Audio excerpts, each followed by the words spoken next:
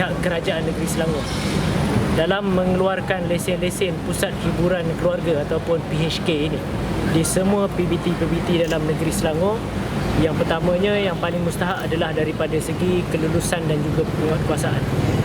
Dalam meluluskan lesen-lesen Pusat Hiburan Keluarga ni, pihak kerajaan mesti memandang serius kriteria-kriteria dan juga kawasan-kawasan yang nak dibuka pusat-pusat hiburan keluarga ni mesti mengikut populasi penduduk.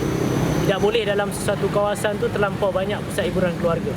Yang keduanya, daripada segi penguatkuasaan. Sebelum lesen-lesen ini dikeluarkan, mestilah dibuat satu tinjauan ataupun satu pemantauan ataupun satu lawatan tapak di mana pusat hiburan keluarga itu hendak dijalankan aktiviti tersebut. Sebelum dapat lesen mesti kena tengok. Selepas dapat lesen mesti kena ada jadual lawatan berkala oleh pihak penguatkuasaan dan juga lawatan-lawatan ataupun pemeriksaan secara mengejut dilakukan.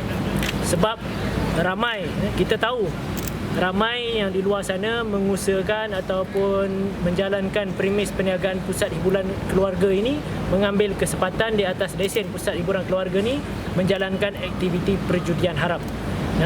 Sebab ini perlu diselaraskan oleh pihak penguatkuasa. Ini bukan tugas kita saja yang mendedahkan, tapi pihak berkuasa khususnya PBT dan juga pihak polis mesti melakukan pemeriksaan yang kerap kepada pusat-pusat hiburan keluarga ni.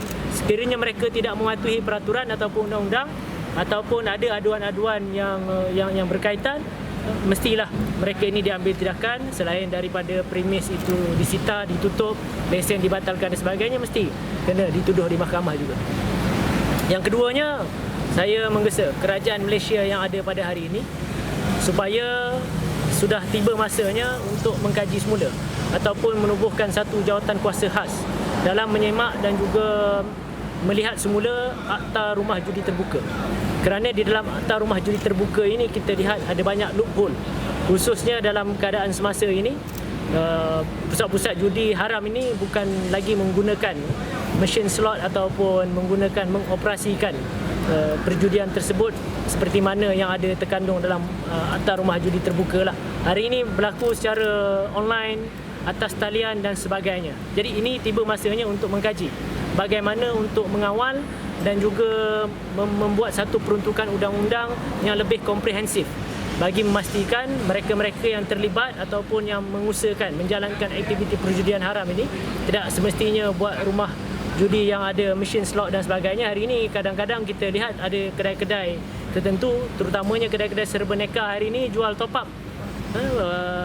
Berlaku urus niaga ataupun pertaruhan tersebut secara atas talian. Jadi ini perlu dikaji dan jawatan kuasa ini mestilah dianggotai oleh pihak PDRM sendiri, pihak MCMC, pihak PBT dan juga mereka-mereka yang berkepakaran yang mengetahui bagaimana judi ini beroperasi. Saya percaya di peringkat Polis Diraja Malaysia juga ada satu pasukan khas yang menyiasat ataupun yang menjadi satu penggerak kepada siasatan berkaitan dengan rumah-rumah judi ini. Dan saya juga dimaklumkan ada satu sekolah lah ataupun institusi yang untuk melatih polis-polis ini supaya tahu tentang kegiatan aktiviti judi ini. Dan dalam Akta Rumah Judi Terbuka sendiri ada satu pengesahan, perlu ada satu pengesahan daripada pakar judi, daripada pihak polis. Tapi yang mustahaknya sekarang ni Parent Act ataupun Akta Induk ini, Akta Rumah Judi Terbuka ni sudah tiba masanya untuk dikaji semula, digubal semula dan ditentukan dia punya section-sectionnya supaya tidak ada lagi loophole ataupun kepincangan daripada segi undang-undang itu, supaya tokeh-tokeh judi haram ini mudah untuk melepaskan diri apabila mereka ini dituduh di mahkamah. Termasuklah untuk membuat pertuduhan-pertuduhan di bawah Akta Rumah Judi Terbuka ni menjadi kekangan kepada pihak polis dan juga pegawai-pegawai penyiasat daripada agensi-agensi tertentu untuk memastikan, menentusahkan sama ada berlaku pertaruhan secara real ataupun tidak. Jadi ini perlu dikaji dan dalam masa yang sama pihak masyarakat dan juga pihak berkuasa perlu sentiasa peka terhadap perkara-perkara ini, kerana judi ini sudah jelas membawa satu keburukan kepada masyarakat. Macam Datuk Seri Jamal bagi tahu tadi, kalau ada yang berkeluarga kerana judi ini yang sampai bercerai-berai, kalau ada yang mempunyai pekerjaan pendapatan bulanan sehingga ada sampai yang hilang pekerjaan, tak boleh fokus kerja, jadi papa kedana dan sebagainya. Jadi ini akan menyebabkan masalah sosial di negara kita meningkat, dan termasuk juga ianya juga sebenarnya menyumbang kepada indeks jenayah, kerana ketagihan judi ini hampir sama juga macam ketagihan dadah. Sebab dadah ini kalau dah teruk, bukan sahaja membahayakan kesihatan, tapi ianya juga boleh mendedahkan kepada jenayah-jenayah yang lain, termasuk juga dengan judi.